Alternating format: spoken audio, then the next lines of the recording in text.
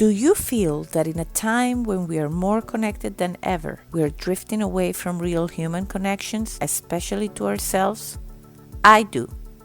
Hi, I'm Leticia Latino, and I want to invite you to join me and my very inspiring guests in exploring ways to reconnect to your essence, to your definite purpose, to what makes you tick.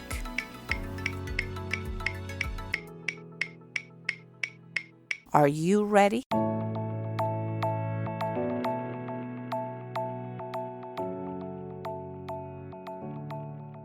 Hello and welcome back to a new episode of Back to Basics.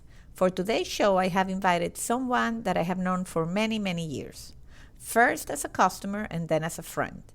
Ignacio Angulo is a self-described consummate telecom and information technology professional with an extensive background in engineering, financial, marketing, and business development in wireless and telecommunications. He has climbed the corporate ladder to extremely senior positions in companies such as Ericsson and AT&T, to name a few. We also share the same country, Venezuela, as our birthplace. So there's so much to talk, and I hope that you will find him as interesting and inspiring as I do. Hello, Ignacio, and thanks for saying yes and coming on to Back to Basics. Hi, Letty, and thanks for the opportunity to share my lifelong experience here in your podcast. Well, I find you very, very inspiring, and people, we already have, you're going to be episode 15 or 16 of Back to Basics already. One of the great things and great feedbacks that I'm getting is, how do I find these people? People ask me, how do you know these people? How do you find these people? And so that makes me very happy that the audience is finding the guests inspiring. So I'm very happy to have you on board, Ignacio. You know, we start with the basic question of, tell us about your childhood, tell us who you were as a kid, what did you like doing, and we're gonna go into the journey of the person you've become. Okay, thank you. Well, yeah, it's been a long time. You're not that old. It's been a long time. Well, I grew up like you did in Venezuela. It was a different country, definitely, than what it is today. As a kid, I normally went up the street and played baseball with kids around the street and did all the things that the kids were actually do at that age, right? Hang out and and connect and talk to each other, not like probably today, which that personal contact has been lost a little bit. Absolutely. But in general, it was. I used to go. My father actually used to live in a different city. He was actually heading a chain of hospitals in the east side of Venezuela in the oil fields, and I was living in Caracas. Normally, we would go every now and then to that place to actually be on the. It was in the middle of oil fields. It was a town called Anaco, which for me was actually liberation because there I had my bike. And I could go anywhere I wanted. So for me, it was different from living in a city where you have to, drive, or you can not drive your bike on the streets. Of course. But it was very. I really enjoyed that time in the open field. Having the freedom of exploring the world and all that. I'm a very curious guy. My curiosity is what has actually helped me not only learn about many things and also explore new things. I have been, since I was a child, a very curious guy. So. And there anything in particular you were curious that you can remember, or just anything like you like to know things and explore? Or is there anything you say, I was particularly curious about this thing? Well, I loved to actually take things down, break them apart, and put them back together. Okay, that makes sense. And then people will know when you tell what you study. But okay, that explains a lot to me. Yeah, that exactly because of that is why I think I chose the engineering path. Mm-hmm. I really liked when I was a child to know how things work from inside, how they how they're constructed, how they're built, and then I will take things apart and bring them back again. My bike, and So I started, having that curiosity. You believe it or not, I had other passions, which were very different from that. I liked music, also as a child, but I never had the opportunity to learn music when I was a small child. It wasn't only until I got to 14 when I really took that formally. But at some point of time, I was actually thinking of becoming a paleontologist. Okay. Uh, Interesting. yeah, Interesting. yeah, and then music. I always there was a piano in my house, and I used to play the piano in my house. And I was always telling my mom, I wanted to learn piano. But so along the way, I was doing a lot of skateboarding when I was between, say, 10 to 13 years old. And I had an accident I broke. I basically caused an injury on my right hand, on the middle finger of my right hand. So there goes the piano. Well, I couldn't. My hopes for actually learning formally the piano were gone at that time. But that for a kid, if that's something you wanted to do, I imagine that wasn't the best experience. no, it wasn't. It was actually I had it was very serious because it got infected and it caused a lot of problems. So I had to go to therapy after that and all that. But what I decided to take was, well, can I take drums? And I started asking to play drums and how to actually learn about that. Obviously, my mom was not very happy about the idea of having a drum set Like any in an era, parent. yeah, like any parent, especially in an era where there weren't any electronic drum sets. Of course. So they were loud and it was difficult, right? So, but so much I pushed that she said, well, okay, here you have this amount of money.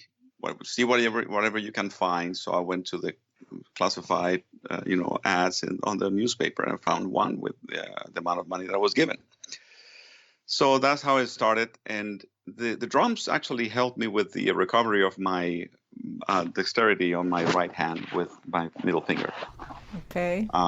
Because you used your fingers a lot when you drum, and the pressure and all that. It helped me a lot in my recovery as well. Interesting. And Yeah. that's obviously something that has stayed with you through time. Like, as a kid, you were doing, all these things and you pick up drums. So around 14?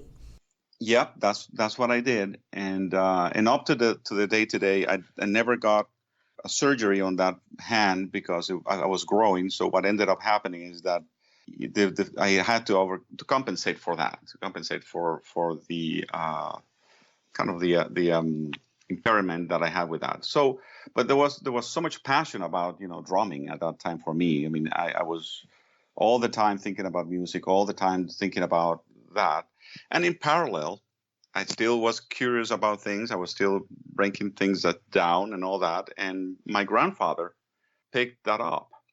That I was very curious about electronics, and he was himself a very he was a radio technician, but more than a radio technician, he was an entrepreneur of many radio stations back in Venezuela.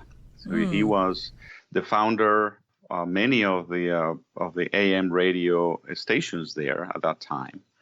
Wow. He had learned that in New York, and he came back to Venezuela and started setting up radio stations. The truth of the matter is that he was setting up the radio station, the radio part, and all that, putting together the kind of the station as a business, and then sell it off.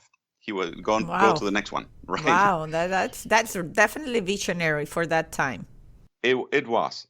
So it's funny because many years after, when I started working for Telcel in Venezuela, which was the second wireless carrier, I came across a very good friend of mine who's called Carlos Sanchez, and he used to actually work for one of the persons for Nelson Berfel, which was one of the persons that bought a lot of stations that my grandfather had actually started.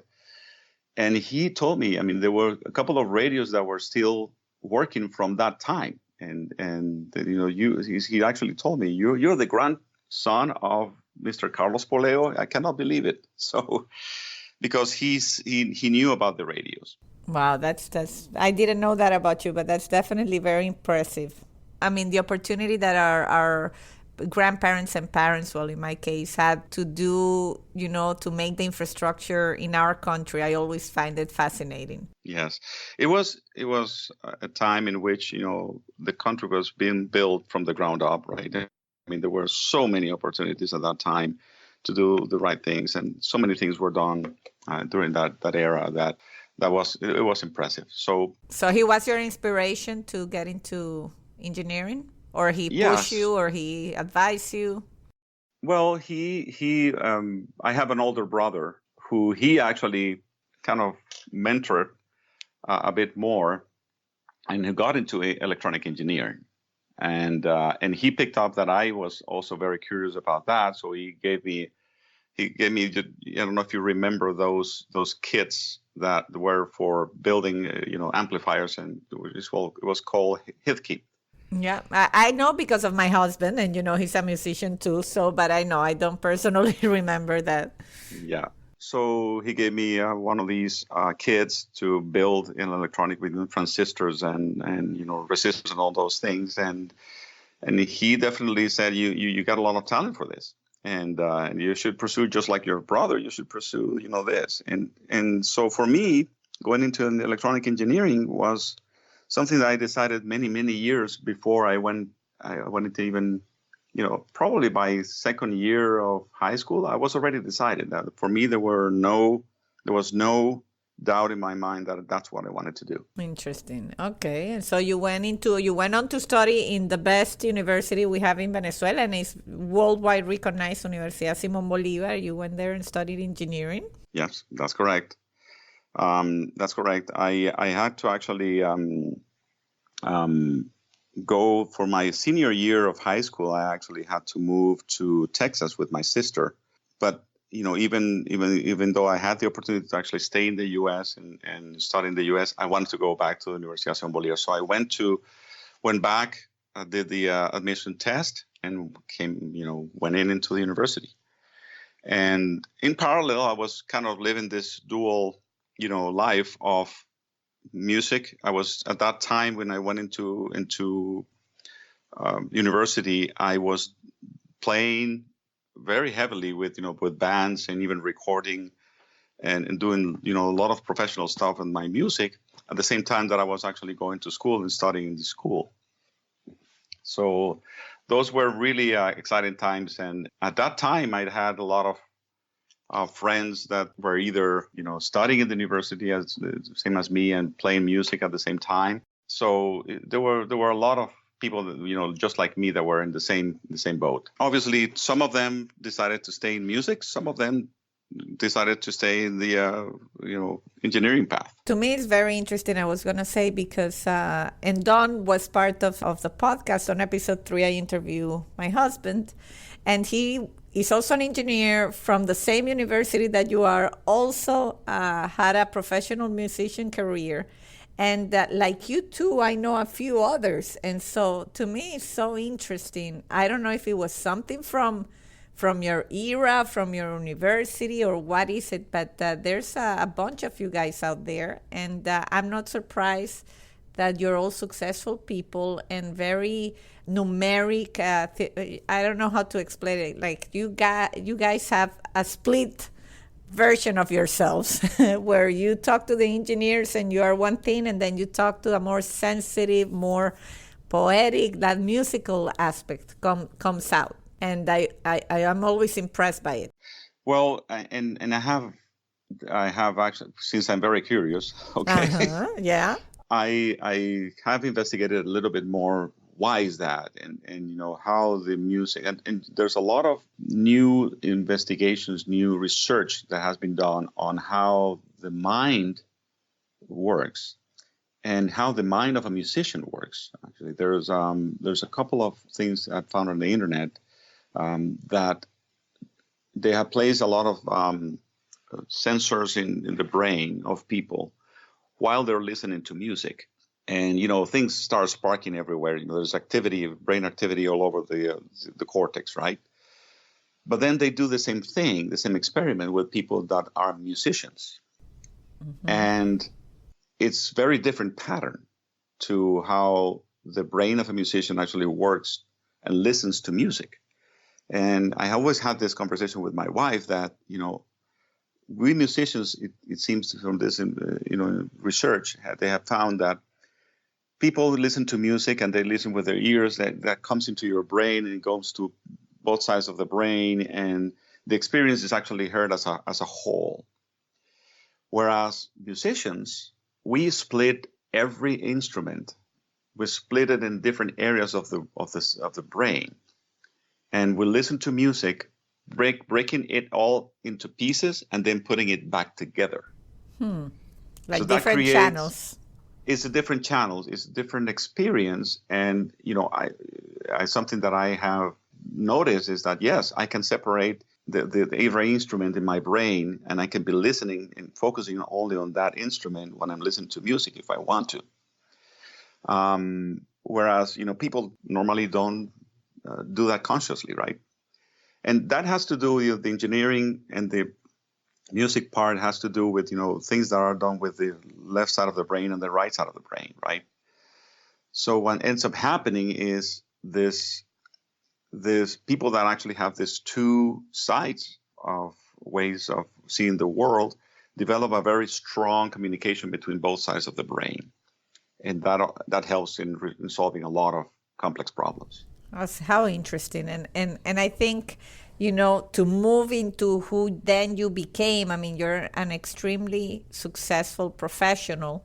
And anybody that I'm sure is going to listen to this podcast, people that in our industry are going to learn so much more about you, but they all can agree with me that you have had a brilliant career. I personally admire you as a professional, but you've always have had that quality of first humanity, and that's why I think when I introduced, I mean, you knew my family business and you knew my father, but we had never met each other when we first started working together.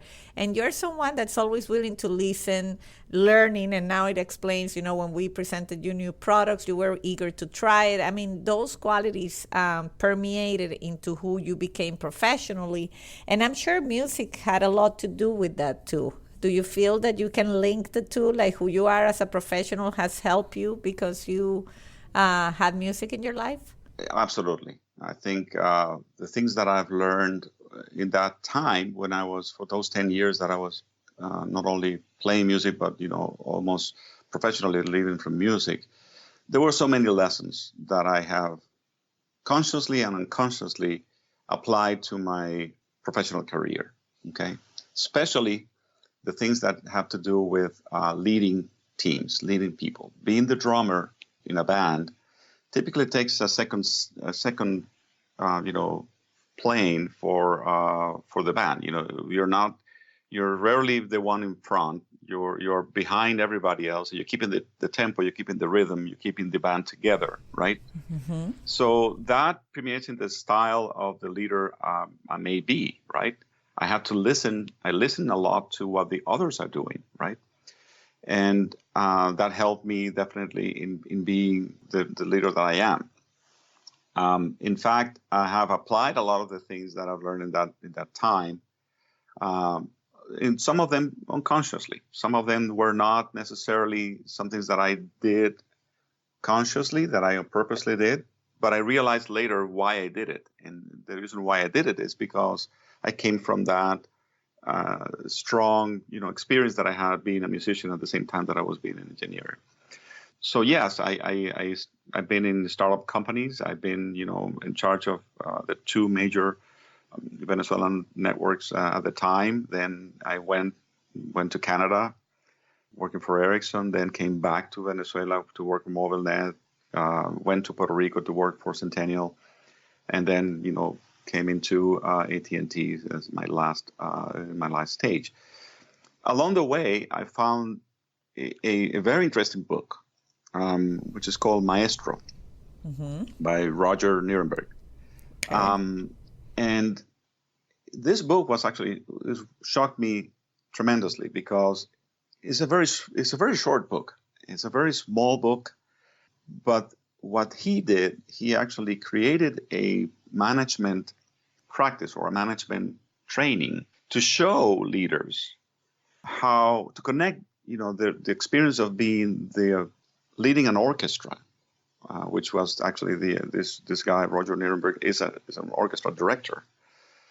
How to connect between being the director of the orchestra to being a leader within a company. Okay. How interesting. I was amazed of how many things that are in the book I did unconsciously in the past. So I started applying it more consciously, obviously, and I asked my team to actually read it all, and we put in practice a lot of these things. So it has shaped that leadership portion tremendously. It has shaped the way I don't feel that leaders have to be.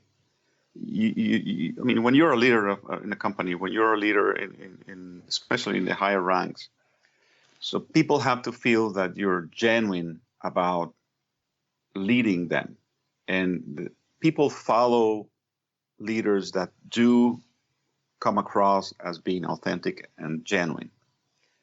And the art of leadership is exactly that. The art of leadership is actually to accomplish extraordinary things with ordinary people that would definitely could be told what to do, could be forced to do something, but they choose to actually do it because they believe in you. Okay? So that's the big difference and that's what I think when you're a leader and you don't come across genuine or authentic, people will actually follow the rules, will actually follow, what you say, but they're not committed. I totally agree. And that's the magic. The magic actually happens when people commit themselves to an initiative, a company, a task. They do it 150%. They do things that the leader may have not thought about. Yeah. Is when things become, when 1 + 1 becomes 3 or 4, right? Absolutely. And that I have been able to not only be part of high performance teams, but also start high performance teams in several of the companies that I've worked on. And the people that I have worked with and that have done that in the past, I'm fortunate to say that a lot of them still remember those times as one of the best times in their careers. And it's the same for me. I mean, I'm not saying that I was the one who did all that, but I did create the environment for that to happen. And I think that's the key portion of being a leader. You have to be the one who creates the environment for that. I totally agree. And I'm learning as you speak. I'm taking my notes for myself to learn also how to become a better leader. But, and I say this often, but when I think about who to invite on the show, it has to do with that too, because the show is about getting people inspired and leading them and trying to achieve maybe those things that they got stuck or they haven't gotten the motivation to get to do. And I know people listening to you are going to be prompted to revisit what they have there. And it's something that, I've known you for probably 20 years at least. And we never really work closely, but we work in different functions together at some point as a vendor and as a customer. And one thing I've seen from you is consistency. I can vouch that everything you're saying, you're being very consistent, and I know that's how people in the industry perceive you. And that's an important quality to have. And the genuine aspect of it, I think, it carries such a big weight, and sometimes we minimize, even on my LinkedIn, I also have, it's funny you mentioned genuine, because I say genuine connections. I think people at this point, when we are overwhelmed by LinkedIn requests, by emails, by people trying to reach us for one reason or the other, we can identify really who's trying to reach us for what, right? I don't know if this happens to you, but it definitely happens to me, and I think that genuine component is very important also to inspire people that are around you day in and day out to be better. It's obviously it's definitely something that, I mean, we humans have the ability to actually detect those things, and yes, obviously yes, a lot of times you see a lot of leaders that don't seem genuine, don't seem don't seem authentic. People detect that very quickly. There's something about it that is so detectable that the most common employee, the most common person would actually detect that immediately. They wouldn't know what it is. They wouldn't know why, but they definitely would detect it immediately.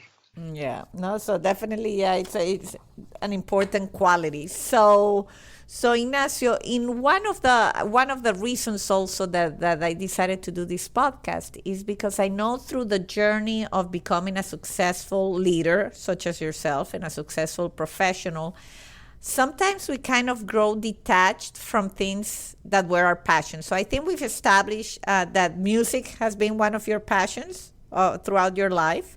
And then I'm sure you probably, being that you describe yourself as a very active person, is there anything else that through your life you've had as a passion? Well, yeah, I have to.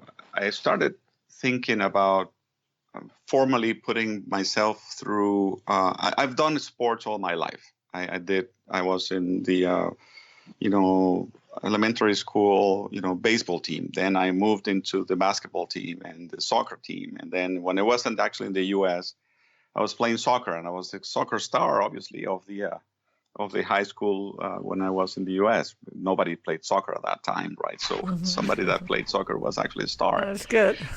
Yeah. So, but obviously, as I transitioned back into music and my career, I needed to get some physical activity that I could do, formally and consistently, right?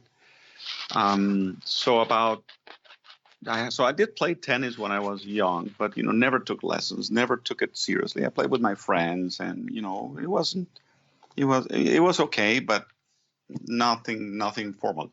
So I decided about 12 years ago, when I was living in Puerto Rico, I decided, you know what, this tennis is probably something I could be doing for the rest of my life if I want to.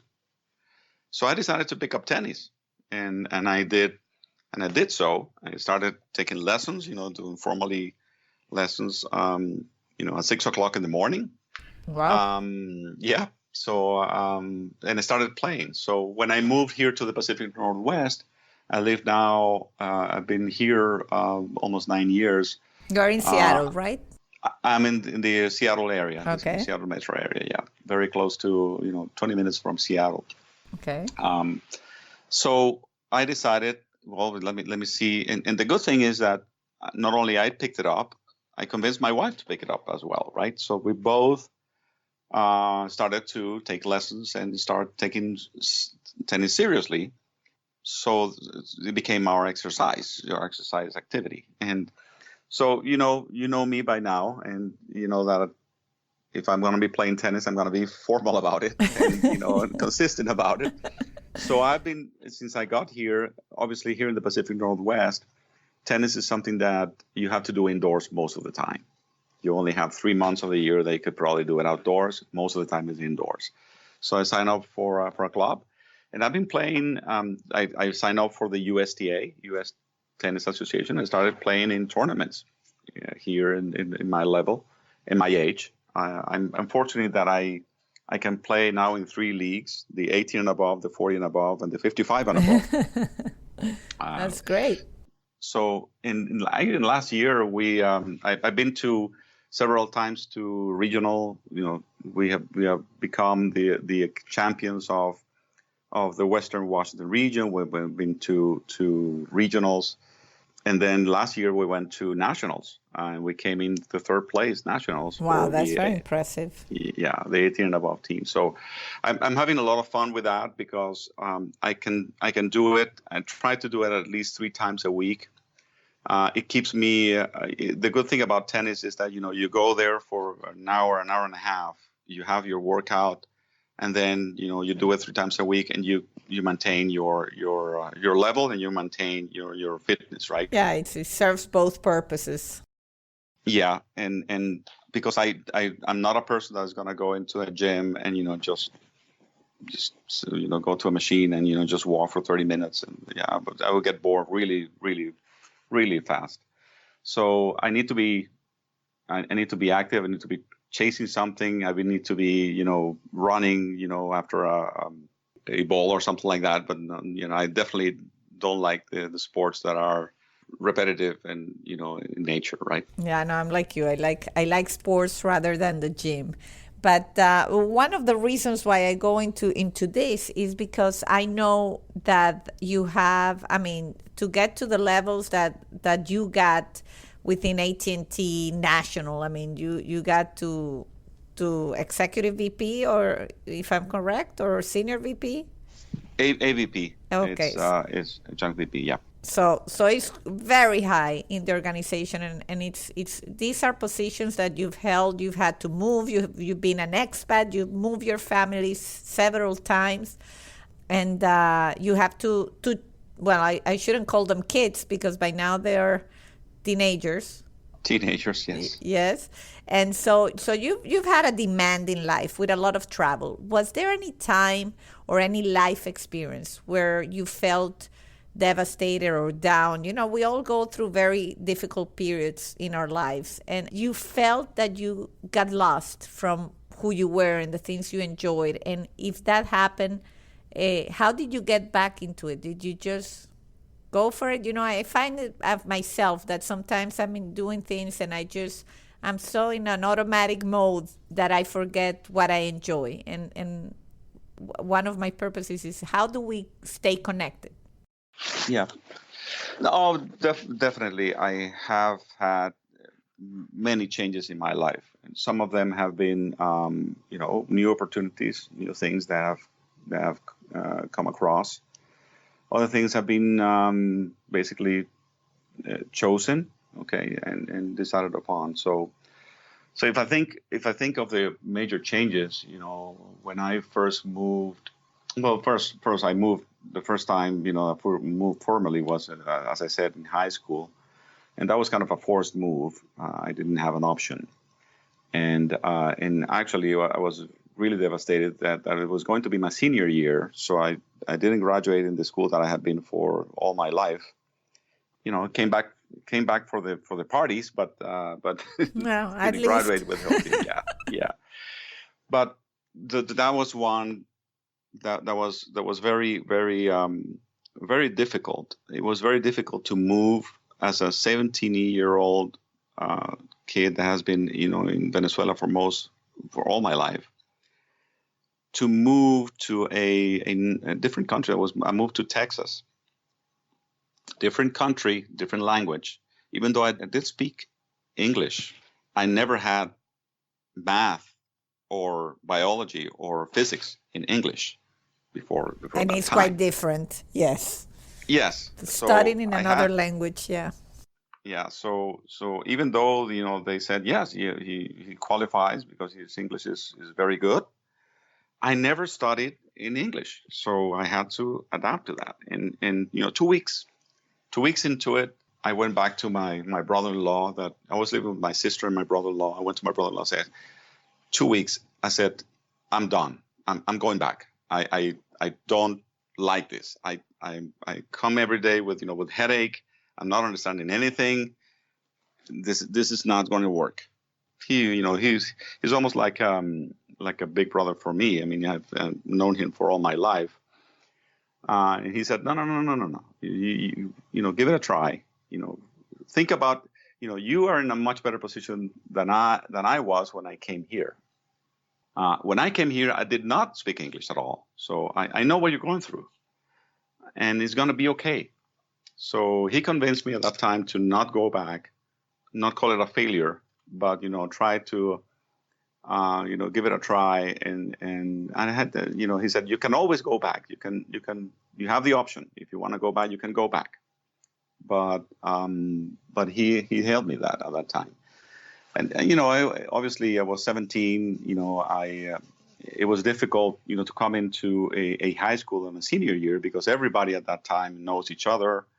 It was difficult to make friends at that time, but I did, and I really enjoyed it. And that experience, when I went back to Venezuela, that experience had changed me so much that when I saw my friends, I noticed, how much I have grown during that year in comparison to if I would have stayed, right? Mm-hmm. So that helped me so much to be able to cope with adversity, be able to cope with, it gave me a lot of flexibility and taught me a lot.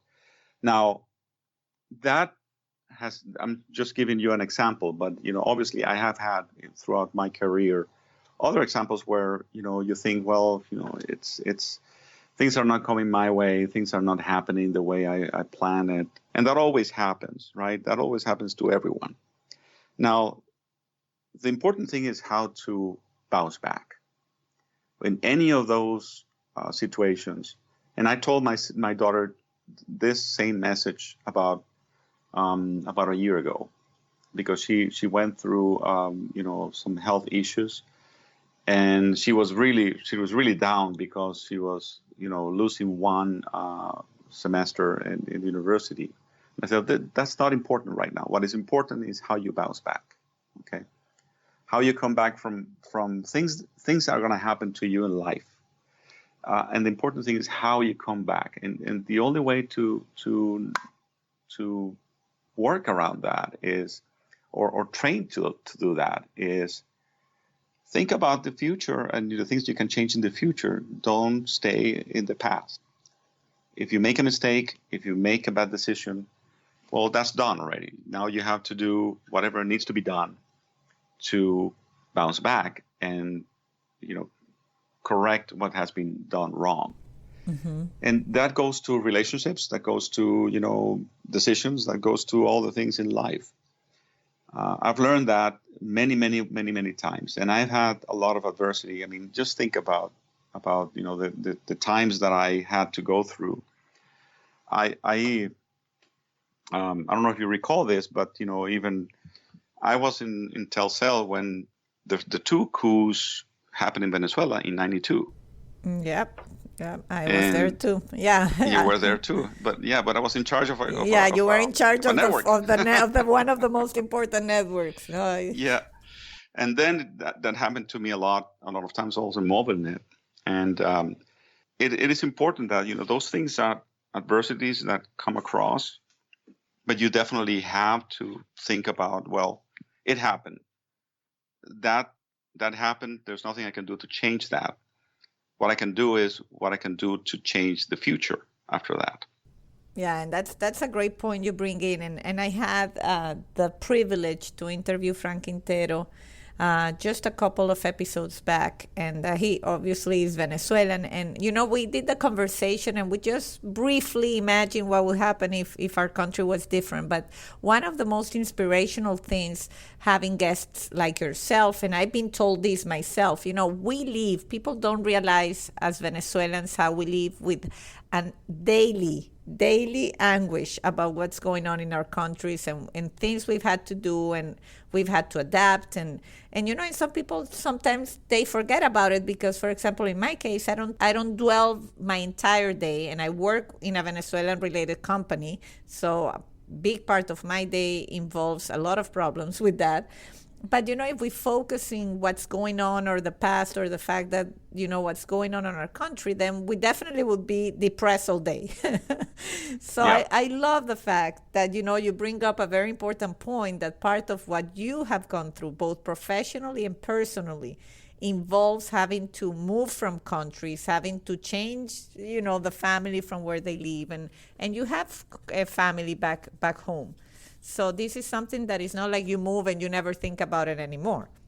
So it's quite admirable. Can you share with us where are you right now in your journey? I know you right now are doing consultancy for a lot of top companies in the US and are enjoying that process. And to me, that's exciting because I think someone with your caliber, it's a financial asset to any organization. So you went from a big shot corporate job to something a little bit more entrepreneur, some consultant, freelancing, where you're adding value more like on a selective basis. Yeah, it actually happened back in 2017.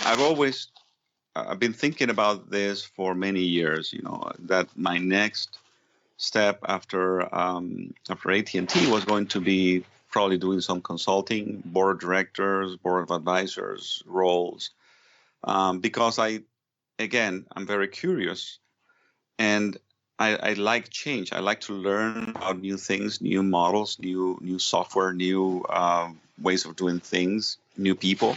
I said if I'm going to retire, which I don't think I'm going to ever retire as such. But the next thing that I'm going to be doing or that I want to do is actually go into a role where I can do multiple things at the same time on different companies, different, fronts, right? So it just so happened that it happened a little bit earlier than I was expecting. So I was not fully prepared. I didn't have everything in place when it happened. I decided to take a package from AT&T and say, well, I either had the option to move to LA or Dallas or take the package and basically start this. And I said, maybe this is the right time. And this is the right time. It's going to force me into doing what I wanted to do. And that's how it started. So obviously, I know a lot of people in the industry, and they started calling me for some of these engagements. And that's how I started. So right now, I'm actually the last engagement that I have has been related to AI. Artificial intelligence, just to explain to our audience that maybe not be that familiar. That's correct. Artificial intelligence and machine learning. So I came across through people that I have worked with in the past. It came this opportunity to actually help a company that does software, very specific, but very specific to a type of problems that a lot of the wireless carriers have on interference, and use machine learning and artificial intelligence to actually pinpoint where that is coming from. And I'm having a lot of fun with it because I definitely know a lot about the area. I know about the problem, and it's good to now have a solution for the problem, which I'm part of. And I'm really having a great time with that. Through them, also other companies from this area, from the area of Seattle, have approached me for doing also some other consultant work. They're all related to AI. So I'm taking this AI wave, the artificial intelligence wave, very seriously, because I think it's impressive what can be done today. That when I started learning about artificial intelligence or expert systems, which were called at that time, 20, 30 years ago, this has progressed to a point in which is very useful for day-to-day, tasks. You'll be amazed how many things today are using artificial intelligence without you knowing it, right? Voice recognition, face recognition, writing recognition. There's a lot of applications out there or websites that actually help you. For example, do your expense reports, and you can write on the page. You can write, how much you spend on a ticket, and those are using artificial intelligence. Those are using AI. So I really like this field, and I really like the consulting work I'm doing with that. And I think it's going to be very exciting. Obviously, it's a different approach because I'm investing a lot of time and energy right now, and probably see the retribution in the future. But definitely is exciting. And you know about you know about being an entrepreneur. You know a lot about that. Yeah, it's a marathon. It's not a sprint. You are investing, and every little bit of work counts. But then it comes all together. So I think it's admirable that you saw the chance, and even if you weren't ready for it, you took it. And I think I know you're doing fantastic already. And I think you and I have embarked a lot into, or see the value into this AI, smart city, this new wave. And I think it's very exciting that we're going to have the opportunity to use all this knowledge that we've gathered through the years, building wireless networks into what's to come. So Ignacio, I know your time is valuable. So to finish this, I always like to think, if you have 1 hour to burn and you're gonna do that thing that makes you tick. You already mentioned that there's many things that you like to do. What would it be? Like, if you now have 1 hour and you say, okay, I can do anything that makes me happy, what it would be? Oh, I know it's a hard question, but an hour wouldn't be enough. Well, a couple. Okay, I gift you a few hours then. No, I definitely I enjoy playing tennis very much. So if I have a spare hour and somebody that I can actually play with, I would definitely go out and play that. The music is something that I have always kept alive in my life. So in every place I moved, Canada, Puerto Rico, here in the U.S., every place I moved, I have found people to play with, to play the drums with.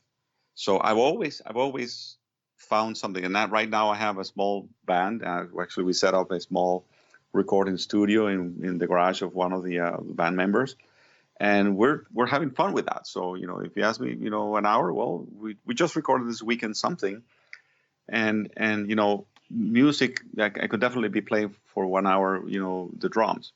Now, truthfully, one of the things I do enjoy a lot, and we kind of touched a little bit on it, but mentoring and coaching is something that I enjoy a lot. And if I had the time, if I had an hour with my daughter right now that she's actually going to college, I actually yesterday I was going to meet with her just to have coffee, and to coach her and to mentor her on things, because she's now having all these questions about, okay, how do I apply for a job? How do I make my resume? How do I do this? How do I do that? And I really enjoy doing that with people. I really enjoy helping others with sharing my knowledge, the little I know, but at least it's something that I am willingly sharing with everybody on how to actually do certain things. So that's why probably teaching could come across at some point in time in my career as something that I may do. I don't know yet. I really, like I said, if I had an hour, I would do one of those three things. Those things are fulfilling for me. Those things are things that leave me with positive energy after them, and definitely that's something that in life you have to always do. Well, what a great way to end. I think you've left us with a lot to think about. I admire again the fact that you've known from when you were a child things that kept you wanting more, that curiosity that you showcase throughout your life. I think it's really what enables you to saying that, well, I enjoy teaching, maybe I'll look into that. Those are the things I think that keep us connected to who we are, what we're feeling, because we change in the journey, we change. And so that connection, if it's not there, I think that's where we get in trouble, because we don't know how to get back. Actually, my last interview, which was an author called Louis Lopresti, if you haven't listened to it, I invite you to do that. But the title to his episode is really Learning the Way Back to Who We Are. And he explained precisely that, how through the journey we can get lost and forget what we were meant to be, and then we have to learn our steps back through those things you're mentioning. So thank you so much, Ignacio. We're going to share the links to the books you've shared with us, your LinkedIn profiles, so anybody that wants to reach out to Ignacio for coaching, consultancy, or just to exchange ideas, his info will be there. And then if you want to share anything that your band records, then reach out and we can always add it to your show notes. So I wish you good luck with that. Thank you. Thank you so much, Ignacio. Thank you, Letty. And until the next time.